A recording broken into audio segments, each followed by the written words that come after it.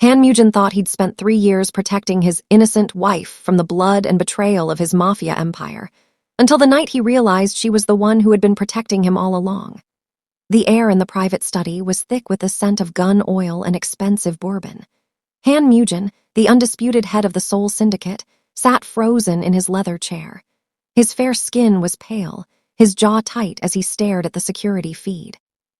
For the first time in his life, the Mafia boss was genuinely terrified, not for himself, but for the woman standing behind him. Amarachi Vale moved like a shadow. She didn't look like the innocent bride he had hidden away in a gilded cage for 3 years. Wearing a form-fitting black dress that whispered against the floor, she placed a steady, dominant hand on Mujin's shoulder. "You think they're coming for me, Mujin?" Amarachi's voice was a low, melodic velvet that sent chills down his spine. She leaned in, her voluminous curls brushing his cheek. "The men at your gate didn't break in. They were invited, by me." Mujin's mouth opened slightly, his eyes wide with a look of intense shock. This was a forbidden love built on a lie, but as he looked into her calm, dark eyes, he realized the dangerous secrets she carried were far more lethal than his own. "Who are you?" he rasped. Amarachi smiled, a composed and lethal expression. "I'm the reason you're still alive. And tonight, I'm going to show you how I handle my enemies."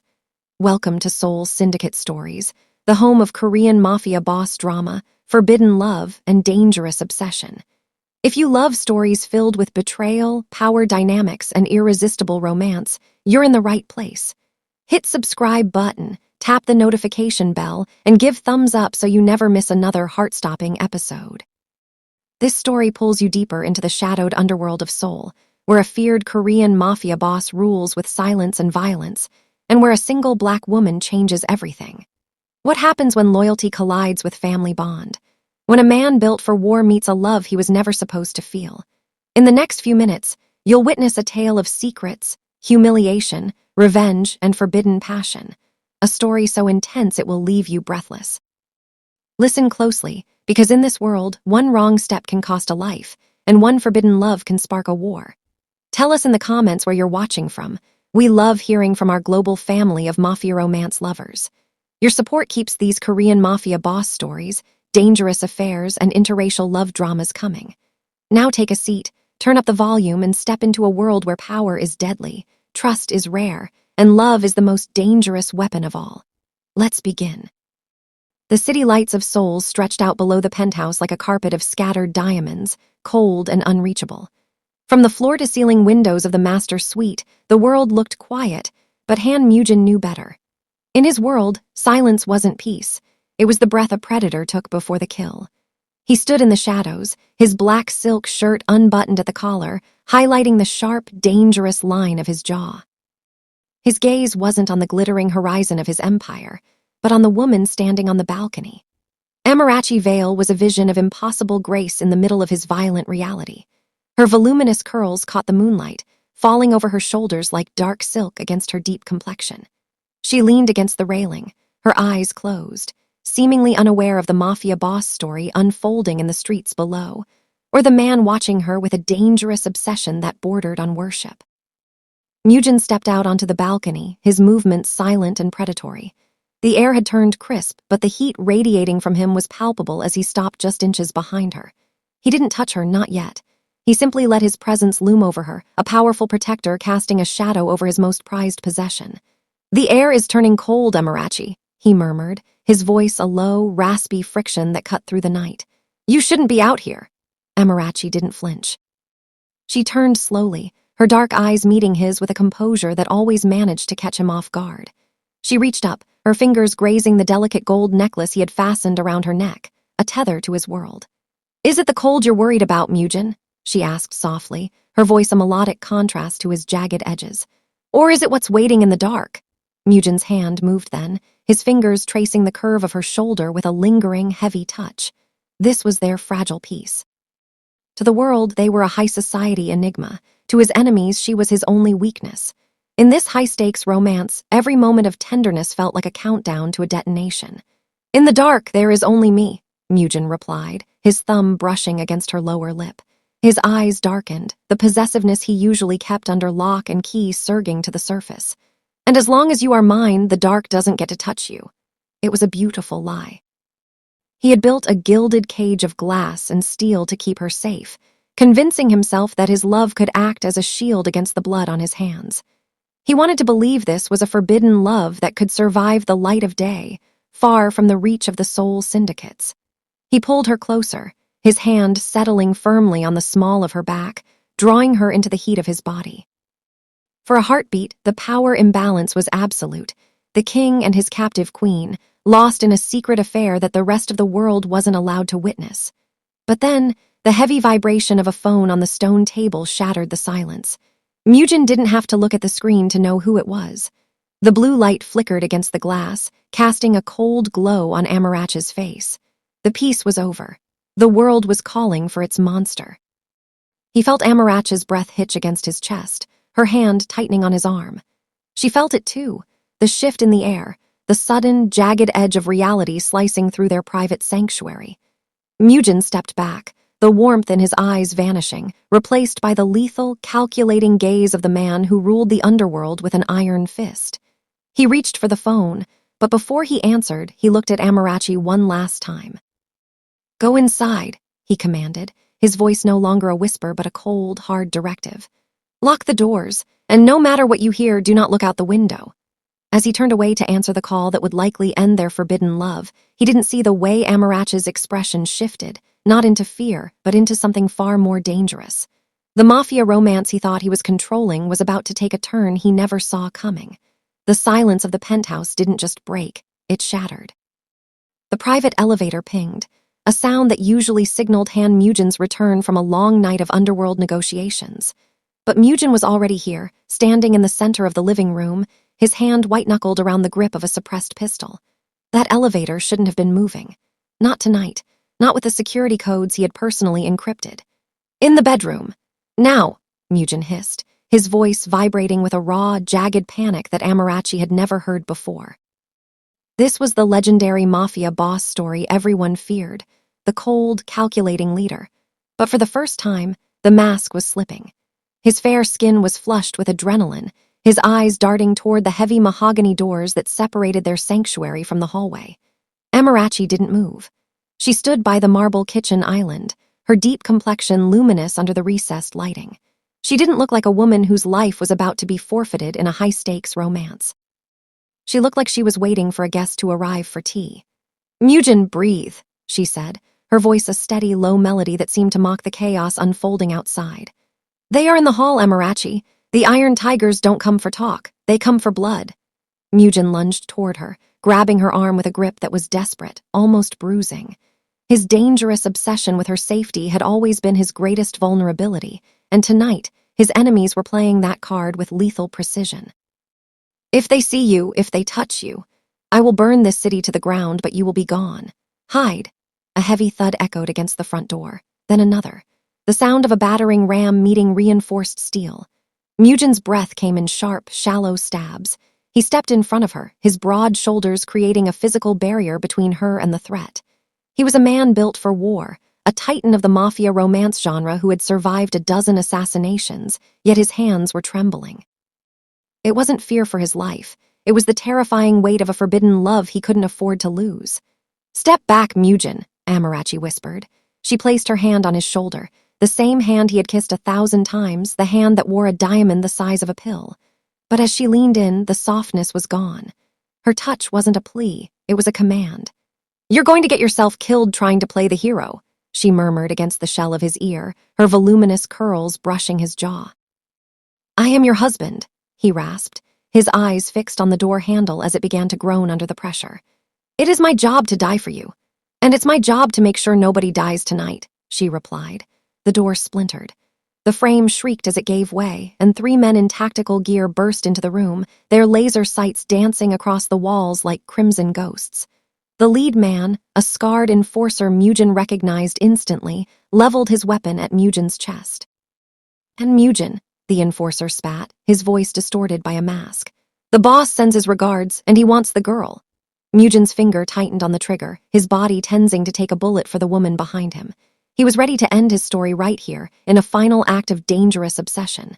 But Amarachi stepped out from behind him. She didn't scream. She didn't beg. She walked toward the red dots on her chest with a slow, hypnotic confidence that froze the enforcers in their tracks. She reached up, slowly smoothing the hair away from her face, her dark eyes locking onto the leader. "The boss didn't send you for me," Amarachi said, her voice echoing in the sudden, deafening silence. "Because if he knew I was here, he would have told you to run." The enforcer hesitated, his weapon wavering. Mujin stared at his wife's back, his mouth opening in a silent, stunned gasp. This was a side of their secret affair he had never glimpsed, a cold, lethal authority that made the boss of Seoul look like an amateur. "Amarachi, get back," Mujin choked out, but the words felt hollow. The lead enforcer took a step forward, his shadow looming over her. "You think you're special, sweetheart. You're just a—" He never finished the sentence. Amarachi's hand moved in a blur, reaching into the waistband of her black dress. The sound of a safety clicking off was the only warning. "Try me," she whispered. It wasn't the guns pointed at her. It was the look in her eyes, a look that told Han Mujin his innocent wife had been the most dangerous person in the room all along. The moonlight over the penthouse garden was deceptive, turning the vibrant petals of Amarachi's prized orchids into ghosts of silver and ash. To anyone else, this was a sanctuary of peace high above the grime of Seoul. To Han Mujin, it had become a crime scene. He knelt in the rich, damp soil, his tailored suit trousers ruined, but he didn't care. His heart thundered against his ribs, a frantic, uneven rhythm he hadn't felt since his first turf war. His fingers brushed against something hard and unnatural beneath the roots of a white peony. With a sharp tug, he unearthed a small, waterproof pelican case. Inside, nestled in custom-cut foam, sat a suppressed Sig Sauer P365, its serial number professionally filed away, and a sleek encrypted burner phone. The blue light of the device flickered, a notification ghosting across the screen. "Status check. The boss is distracted. Move on phase 2. The breath left Mujin's lungs in a jagged heave. This wasn't the gear of a frightened woman looking for protection. This was the toolkit of a professional. His dangerous obsession with her innocence felt like a noose tightening around his throat. Every memory of their high-stakes romance, the quiet dinners, the way she curled into his side after a long day of bloodshed, felt like a carefully constructed lie. "You're going to catch a cold out here, Mujin."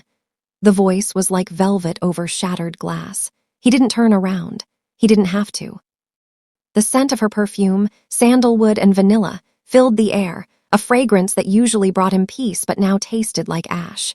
Amarachi stood in the doorway of the balcony, her voluminous curls draped over one shoulder of her silk robe. She didn't look startled. She didn't look guilty. She looked bored. Mujin stood slowly, the heavy weight of the untraceable firearm in his right hand, the blinking phone in his left. He towered over her, his fair skin flushed with a cocktail of rage and agonizing forbidden love.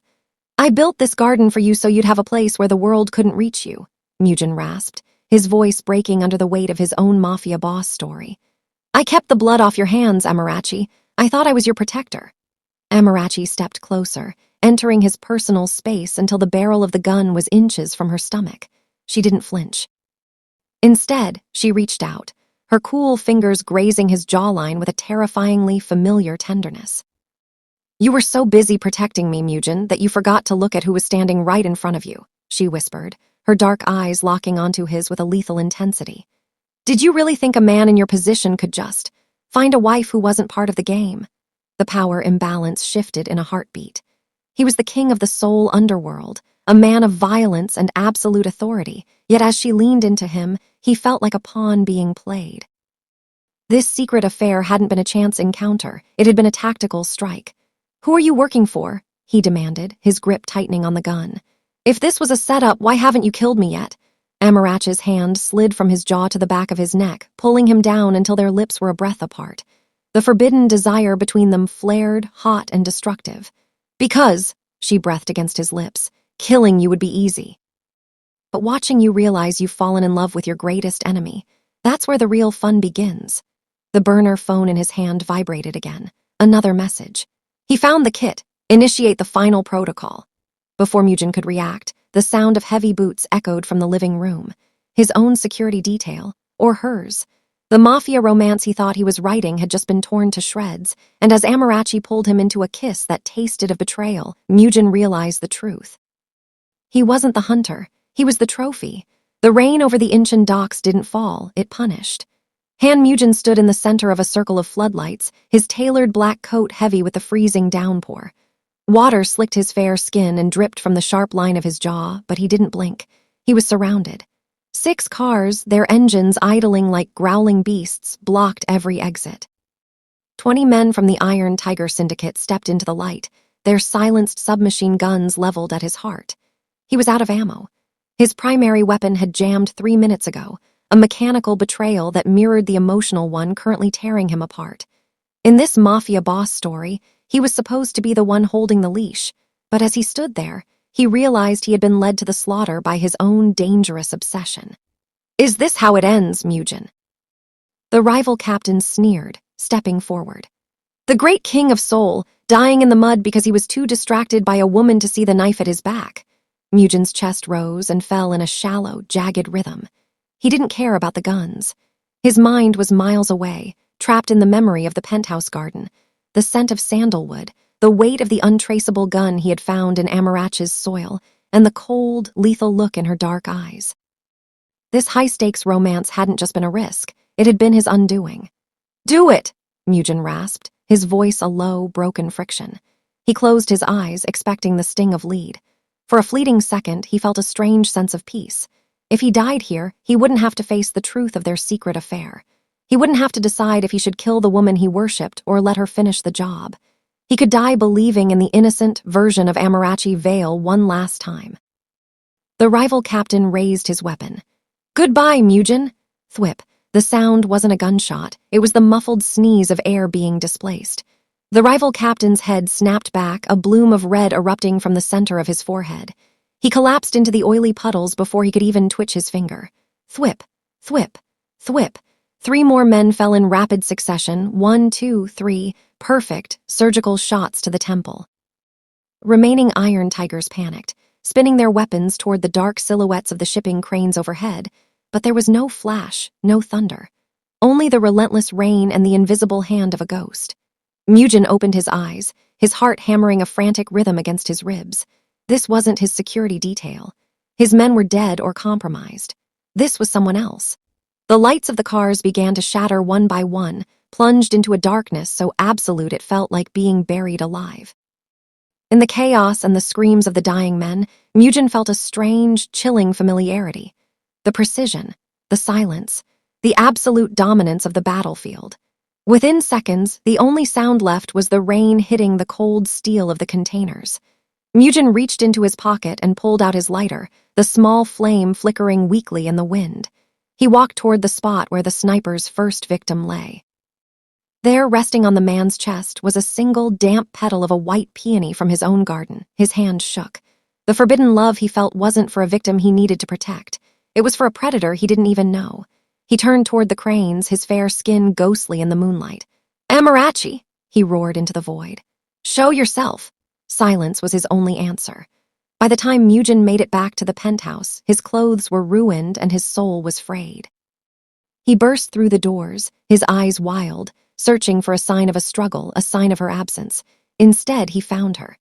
Amarachi was sitting in the armchair by the fire, her voluminous curls perfectly dry, wearing a cream silk robe.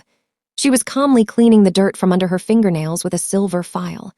On the table next to her sat a long, heavy case she hadn't bothered to hide. She didn't look up. She didn't ask if he was okay. "You're late for dinner, Mujin," she said, her voice a low, melodic velvet that sent a shiver of pure terror through him. "I hate it when the food gets cold." Mujin stepped toward her, the peony petal crushed in his fist. The Mafia romance was over. The war had just begun. The fire in the hearth hissed as a stray drop of rain fell down the chimney, but the sound was deafening in the suffocating silence of the penthouse. Han Mujin stood in the center of the Persian rug, a dark pool of rainwater and blood expanding beneath his boots. His fair skin was ghost white, his chest heaving as he stared at the long, matte black case resting on the coffee table. "You were at the docks," Mujin rasped, his voice a jagged sliver of glass. "The peony petal, the 4 shots, that was you." Amarachi didn't move from her armchair. She looked like a queen in repose, her deep complexion glowing in the firelight, her voluminous curls perfectly groomed. She didn't look like a woman who had just spent an hour in the mud with a high-caliber rifle. She looked like the woman he had spent a fortune to keep innocent. "You're dripping on the floor, Mujin," she said softly, her melodic voice carrying a new, terrifying edge. "And you're bleeding. Sit." It wasn't a suggestion. For the first time in his Mafia boss story, Mujin felt his legs give way not out of injury, but out of sheer, overwhelming shock. He sank into the chair opposite her, his eyes never leaving the rifle case. This high-stakes romance had been built on the premise that he was the predator and she was the prey he had rescued. Now, the walls of his gilded cage were melting away. Amarachi stood up. The movement was fluid, athletic, and entirely devoid of the graceful fragility she had performed for 3 years. She walked toward him, the silk of her robe whispering against the floorboards. She didn't stop until she was towering over him, her presence filling the room until the air felt too thin to breathe. She placed a firm, warm hand on his shoulder, a gesture of ownership that mirrored the way he used to hold her in public. Mujin looked up, his mouth slightly open, his mind reeling. "I thought you were innocent," he whispered, the words a confession of his own dangerous obsession. "I thought I was keeping you safe from the blood." Amarachi leaned down, her face inches from his. The scent of sandalwood and vanilla was still there, but beneath it, he could now smell the faint, acrid tang of cordite. "You wanted a wife who didn't ask questions, Mujin. You wanted a beautiful distraction from the bodies you piled up," she breathed, her dark eyes locking onto his with a lethal intensity. "But you didn't realize that, while you were watching the gate, I was the one rewriting the security protocols. I didn't marry you because I needed a protector. I married you because your empire was the perfect cover for mine." The power imbalance shifted with a violent snap. This wasn't just a forbidden love. It was a tactical alliance he hadn't even known he'd signed. The secret affair he thought he was having with a civilian was actually a high-level chess match. "Who are you?" Mujin asked, his voice trembling. "I'm the strategist who just saved your life," she replied, her fingers tightening on his shoulder. "The Iron Tigers didn't ambush you because of a leak in your inner circle. They ambushed you because I leaked your coordinates to draw them into the open. I needed them dead, and you were the only bait they'd move for." Mujin flinched. The woman he loved had used him as live bait. The Mafia romance was a lie, the dangerous obsession was a weapon. "You used me," he choked out. Amarachi's expression softened, but only slightly. She reached out, her thumb tracing the line of his jaw, lingering on a small cut. "I saved you, Mujin, there's a difference." She straightened up, her shadow looming large against the wall. "Now clean yourself up. We have a board meeting at midnight. My people are already at the warehouse and they're expecting the boss." She turned to walk away, but paused at the door. "And Mujin, don't look so surprised. You're the one who told me that in this world, only the strongest survive. I just decided to be the strongest person you know." As the door clicked shut, Mujin's phone vibrated. A message from his head of security. "Sir, the system has been bypassed. We've lost control of the perimeter. Someone is inside." Mujin looked at the door, then back at the rifle case. He wasn't just a husband anymore. He was a partner in a war he didn't understand, led by a woman he no longer knew. The silence in the penthouse was no longer a sanctuary. It was a battlefield. Han Mujin stood before the floor-to-ceiling mirror in his dressing room, pulling a fresh black silk shirt over his bruised ribs. Every movement was a jagged reminder of the docks, of the rain, the blood, and the woman who had pulled the trigger to save him. He stared at his reflection, but for the first time in his Mafia boss story, he didn't recognize the man looking back. His ego, once as impenetrable as the steel vaults of his counting houses, lay in splinters at his feet. He was supposed to be the predator. He was supposed to be the one with the dangerous obsession, the one who kept his innocent wife in a gilded cage to protect her from the filth of his world. Instead, he was the one being managed. The door creaked open. Amarachi walked in, her silhouette framed by the dim amber light of the hallway. She had changed into a sharp, charcoal-gray suit that hugged her curves with a lethal precision. Gone were the soft sundresses and the wide-eyed gazes. Her voluminous curls were pulled back into a sleek, tight bun, revealing the cold, calculating intelligence in her dark eyes. She walked toward him, her steps silent on the hardwood. She didn't ask for permission to enter his space. She simply took it. "You're moving too slow, Mujin," she said, her voice a low, melodic velvet that sent a pulse of heat and resentment through him. She reached out, her cool fingers brushing his aside to fasten the buttons of his shirt. "The board is already at the warehouse. If we're late, they'll smell the weakness on you." Mujin grabbed her wrist, his grip tighter than he intended. The power imbalance shifted in the air, a physical weight between them. He pulled her closer until her chest was flush against his, the scent of her sandalwood perfume now forever tainted by the memory of gunpowder. "Is that what this is?" Mujin rasped, his voice thick with a forbidden desire he hated himself for feeling. "A management strategy. Did you rehearse this version of us, Amarachi? The one where you play the boss and I play the fool?" Amarachi didn't flinch. She leaned into him, her gaze unwavering. "I never played you for a fool, Mujin. I played you for time. There's a difference." She moved her free hand to the back of his neck, her fingers tangling in the hair at his nape. The proximity was a torture. This was his secret affair turned into a high-stakes romance where the stakes were his very survival. He wanted to push her away, to demand the truth of her syndicate, but his body betrayed him, leaning into her touch with a desperate, animalistic need. "I should put you in a cell," he whispered, his breath ghosting over her lips. "I should lock you away until I figure out which part of our marriage was real." "You could try," she breathed, a ghost of a lethal smile playing on her lips. "But we both know you've developed a dangerous obsession with a woman I actually am, not the ghost you tried to protect." She pulled back just an inch, her hand sliding down to rest over his heart. "The iron tigers are dead, but their backers are waking up. This forbidden love of yours is the only thing keeping your head on your shoulders tonight. Don't waste it on a bruised ego." She let go of his wrist and stepped back, the coldness returning to her expression.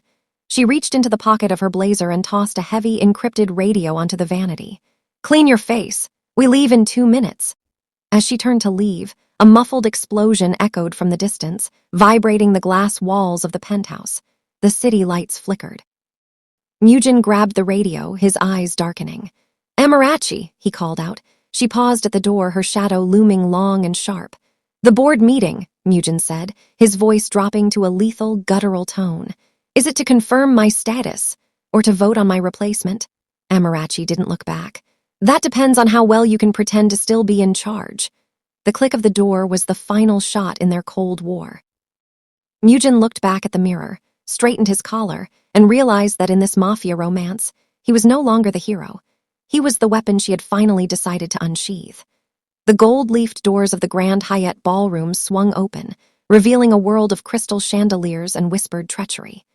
Han Mujin stepped into the light, the heavy weight of a tuxedo feeling more like a suit of armor than evening wear. Beside him, Amarachi Vale didn't just walk, she commanded the very air in the room. She wore a midnight velvet that clung to her curves like a second skin, her voluminous curls cascading over one shoulder, pinned back by a diamond clip that Mujin knew doubled as a pressurized dart launcher. To the elite of Seoul, she was the beautiful, mysterious, black wife of the city's most feared man. To Mujin, she was the architect of the high-stakes romance that was currently keeping him breathing. "Keep your chin up, Mujin," Amarachi whispered, her voice a low, melodic velvet as she slipped her hand into the crook of his arm. Her touch was warm, but her eyes were scanning the room with the precision of a thermal scope. "You're the king of the underworld. Stop looking like you're waiting for the executioner." "In this room, the executioners wear silk ties and Chanel," Mujin rasped, his fair skin taut with the effort of suppressed rage. The power imbalance was a physical ache in his chest. For years, he had been the lead in this Mafia boss story, the one who dictated terms. Now he was a passenger in his own life. "Why are we here, Amarachi? The iron tigers are dead." "The tigers were the paws, Mujin. We're here to meet the brain," she replied, her grip on his arm tightening slightly as they approached a circle of high-ranking ministers and corporate titans. As they moved through the crowd, Amarachi navigated the social traps with a lethal, effortless grace. She knew exactly which politician to flatter, which CEO to intimidate with a silent stare, and which rival's wife to disarm with a well-placed compliment. Mujin watched her, his dangerous obsession deepening with every calculated move she made. He had spent 3 years trying to shield her from the darkness, never realizing she was the one who had turned the lights off in the first place. They stopped near the balcony, the cool night air mixing with the scent of expensive champagne and Amarachi's sandalwood perfume. 3 o'clock, she murmured, barely moving her lips as she took a flute from a passing waiter. "Minister Kang, he's the one who authorized the hit at the docks. He thinks you're a ghost, Mujin. Show him he's wrong." Mujin felt the familiar, cold hum of violence settle in his veins. He looked at Amarachi, the forbidden love he felt for her clashing with the bitter sting of his bruised ego. And what's my role in this joint venture? Am I the muscle or the decoration? Amarachi leaned in, her breath ghosting over his ear, her voluminous curls shielding them from prying eyes. Tonight, you're the distraction. I'm the one who's going to bleed him dry. She reached out, her fingers grazing the line of his jaw with a lingering, intimate touch that sent a jolt of forbidden desire through him. In the middle of this den of vipers, their secret affair felt more dangerous than the guns hidden beneath their clothes. Don't let him see the anger, Mujin, she cautioned, her dark eyes locking onto his. Let him see the boss. Give him the mask I fell in love with. Before he could respond, a shadow fell over them. Minister Kang approached, a predatory smile stretching across his face. Han Mujin, I heard a rumor you'd met with an unfortunate accident at the docks. Mujin felt Amarachi's hand slide down to his waist, her fingers tapping a rhythmic code against his spine. Stay calm. Wait for my signal. Rumors are the currency of the weak, Minister, Mujin said, his voice dropping to a lethal, guttural tone. Indeed, Kang chuckled, his eyes flicking to Amarachi with a hunger that made Mujin want to tear the room apart. And who is this stunning addition to your estate? Amarachi stepped forward, her smile absolutely lethal. I'm the one who handles the minister's more delicate investments. She reached into her small clutch, and for a heartbeat, Mujin thought she was pulling a weapon. Instead, she produced a single, crushed petal of a white peony, the same one Mujin had found at the docks. Kang's face went ash-gray. The glass in his hand trembled. We need to talk, Amarachi whispered, her voice dropping to a chilling, predatory silk. Privately. As she led the terrified minister toward the darkened library, she didn't look back. But Mujin saw the man standing in the balcony shadows above them, a sniper rifle glinting in the moonlight, aimed directly at Amarachi's heart. It wasn't the deal she was about to make. It was the realization that the Mafia romance they were playing was being watched by someone even more dangerous than the woman he loved. The glint of the sniper's scope from the high rafters of the Hyatt was a needle of ice piercing through Han Mujin's soul. In that split second, the world slowed to a rhythmic, agonizing crawl. Across the marble floor, Amarachi was leading Minister Kang into the shadows of the library, her steps confident, her back a graceful, velvet-clad target. She was the architect of this high-stakes romance, the woman who had turned his Mafia boss story into a game of shadows, but she hadn't seen the ghost in the rafters. Mujin's hand twitched toward the suppressed pistol in his waistband. If he fired now, he would alert every security detail in the building. He would violate the international ceasefire he had spent years brokering. He would lose his throne, his empire, and the respect of every syndicate head in Seoul. To save her was to admit that his dangerous obsession wasn't just a weakness, it was his new religion. He didn't hesitate. Amarachi, down! His roar shattered the high society silence of the gala. Mujin lunged, his fair skin flushed with a sudden, violent heat. He didn't just move, he launched himself across the distance, a powerful protector discarding a decade of cold, calculated logic. Crack. The sound of the high-velocity round hitting the marble was like a whip crack against his ears. Mujin felt a searing, white-hot line of agony slice across his shoulder as he tackled Amarachi to the ground, his broad frame shielding her deep complexion from the spray of stone shards. They skidded across the floor, crashing into a display of crystal that shattered like their secret affair being dragged into the light.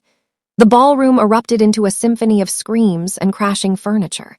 Security teams flooded the floor, guns drawn, but Mujin didn't look at them. He was pinned against Amarachi, his chest heaving, the scent of her sandalwood perfume mixing with the metallic tang of his own blood.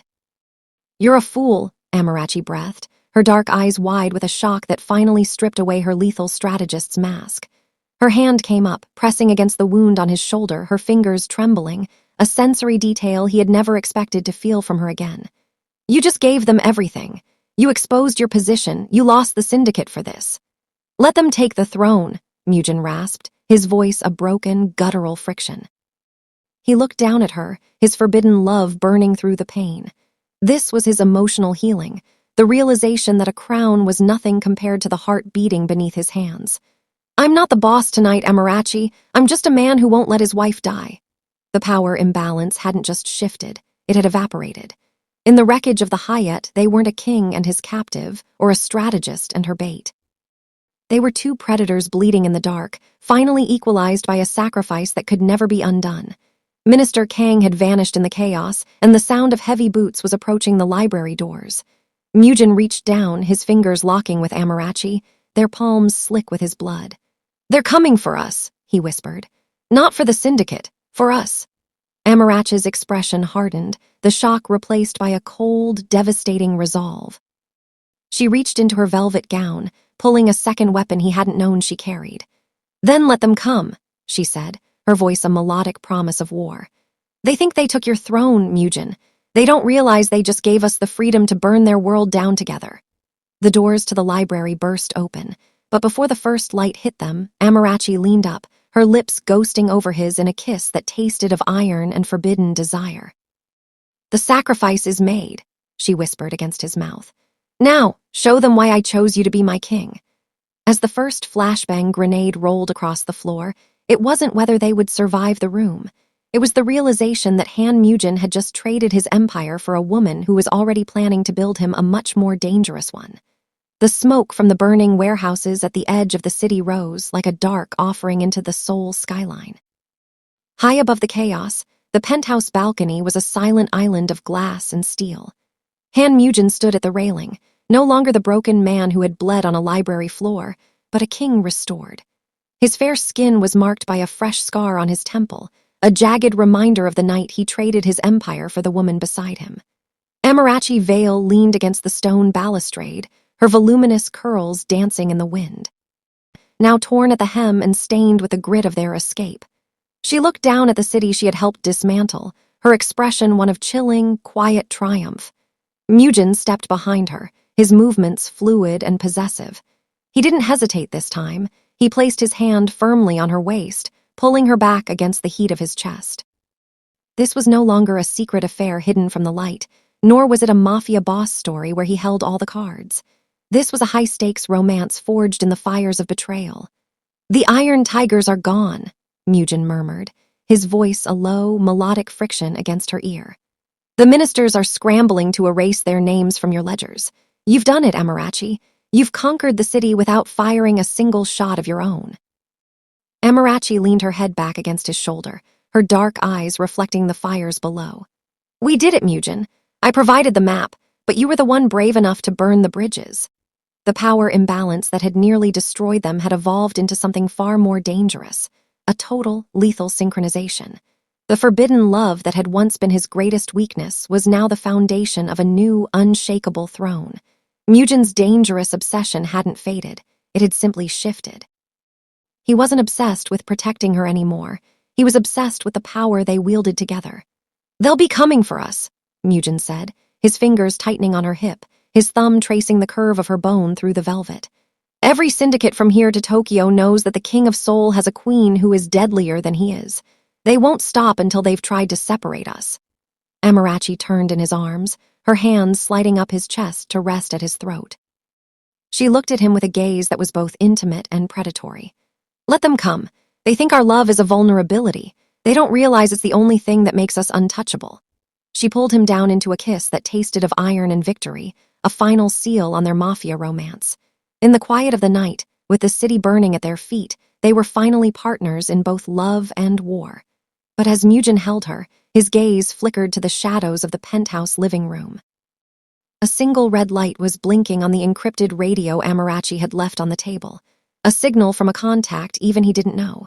Amarachi felt his tension and pulled back, her smile small and enigmatic. "Don't worry about the radio, Mujin. That's just the beginning of our next venture." She stepped toward the door, leaving him alone on the balcony for a heartbeat. Mujin looked at the burning horizon and then at the woman who had rewritten his destiny. He realized then that while they had won the war for Seoul, the true dangerous secrets of Amarachi Vale were only just beginning to surface. It wasn't the enemies at their gates. It was the realization that the woman he loved was already looking toward a horizon he couldn't see. Thank you for stepping into the shadowed world of Seoul syndicate stories, where the Korean mafia boss holds power, forbidden love defies danger, and every secret demands a price. If this part 1 left your heart racing, don't forget to subscribe, like, and share so you don't miss what happens next in the final saga of this mafia romance, betrayal, and obsession. This is only the beginning. In part 2, the truth you think you know will shatter. Alliances will shift, a hidden enemy will surface, and the bond between the Korean mafia boss and the black woman will be tested by a secret no one saw coming. Who can be trusted when desire becomes a weapon? Tell us in the comments. Which character do you trust the most? Was the mafia boss protecting her or controlling her? What secret do you think she's hiding? Your theories shape the next chapter of this Seoul underworld drama. Stay close, because the next part will dive deeper into interracial passion, revenge, dangerous loyalty, and forbidden obsession. A world where one decision can spark a war and one kiss can change a kingdom. Turn on notifications so you don't miss part 2 of this Korean mafia boss story. Until then, keep your eyes open, your heart guarded, and we'll meet again in the shadows.